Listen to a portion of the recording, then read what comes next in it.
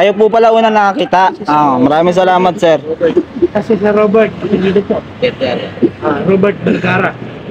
Sir Robert Vergara, maraming salamat sa una nakakita sa atin. Concerned citizen po na isang bikers din tulad ni sir na nakita niya. Opo, ano na lang po yan. Salamat sir, maraming salamat. Kaya kukunin po natin yung cellphone niya dahil may gustong tawagan yung magulang daw niya. Ito po, cellphone niya to. Sir, dandaan sir ha. Tawagan niyo muna sir.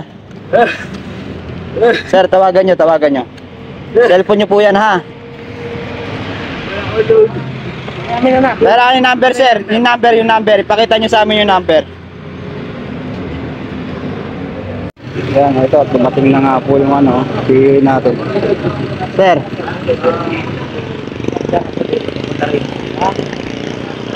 Yan.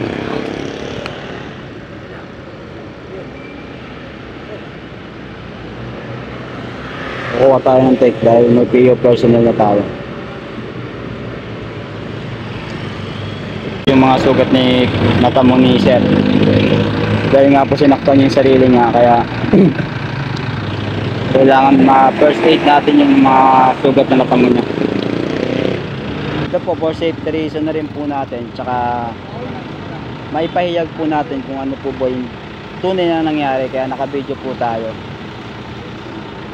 Yan si sir, yung isang PA personnel natin na gumagamot nga po sa mga sugat na natamo ni sir.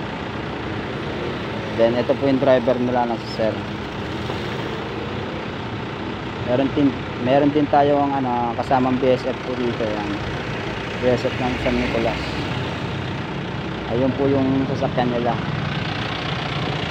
Yung mobile nila. Para mag-assist din dito, kapuhan po natin na bilang bantay passive personnel. Ito, kunin ko po yung ID niya, tsaka yung wallet. Dito po sa loob ng wallet niya. Ito po, yung ID niya.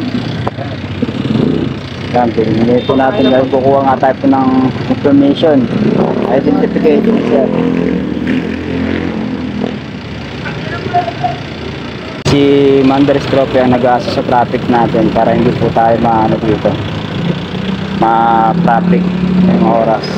Then si BPCR Ticardal ang nag-a-assist kay sir.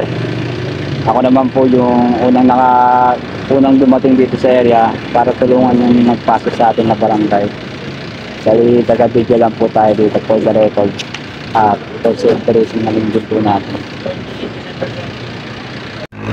Yan, bali po hindi na po natin may pakita yung mukha ni sir at yung mga sugat ni sir.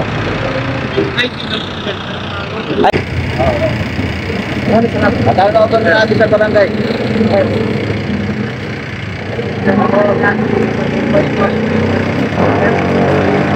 Yan, bali naagapan na nga po at nasolusyonan yung kaunang lunas ng PO personnel ng barangay Sinilang, kaya siling na po sila sa bagong tawag ng secret.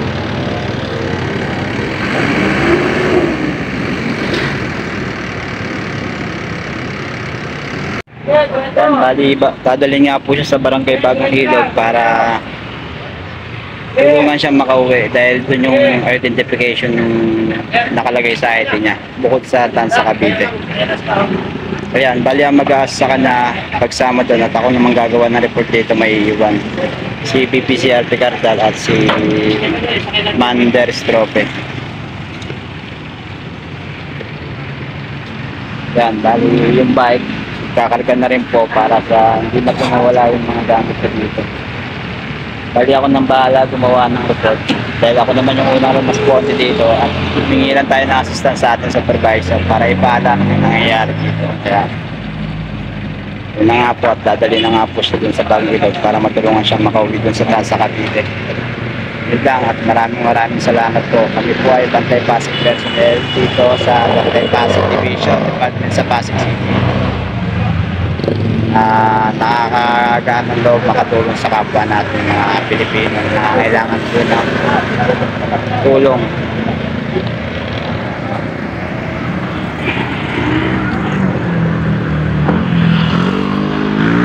Yan.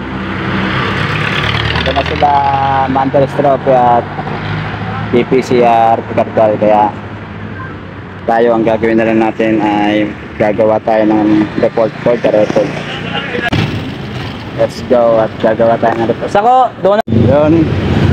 Tara na Cubs, at tapos na ang ating pagtulong, kaya tayo naman ay gagawa ng report dahil natin na nga po na nila doon sa Bagong Ilog para matulungan si sir. Yan, maraming sa lahat. Maraming salamat dun sa unang responde. Yung taong tumawag ng barangay at tayo ay nag-assist tayo para tulungan niya si sir. Gagawa muna tayo ng report guys, at maraming salamat.